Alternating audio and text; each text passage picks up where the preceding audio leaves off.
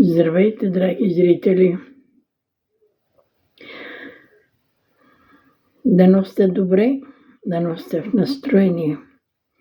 Тази вечер темата ми е малко отнесена, но при мен нещата са как дойдат. В турските филми често се споменава за аромата на човешкото тяло. Това ми напомня за моята майка. Тя правеше същото. По миризмата на свалената дреха знаеше на кой е. Спомням си родените след мене 3 братя. Не беше по целувките, гушкаше ги и ги миришеше под гушките. При среща с чужди новородени или малки деца искаше разрешение да ги помирише. Аз се гнусях от кърмата и това не го разбирах. Когато станах майка, наистина разбрах, че малките деца имат хубава миризма или аромат. Всяко тяло има различен аромат. Когато родих второто дете, дъщерята го целуваше от главата до петичките включително. Аз се запознах с аромата на възглавницата и завивките най-напред.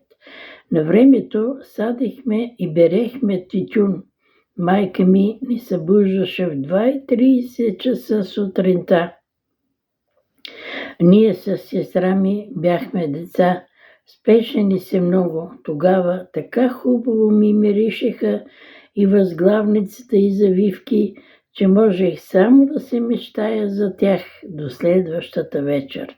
Сега, като пенсионерка, ми се падна да мързелувам.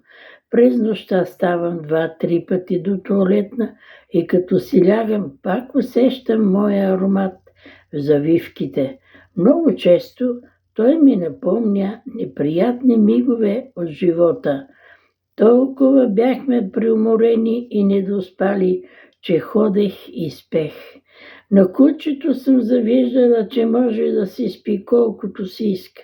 Сега време имам, сън нямам.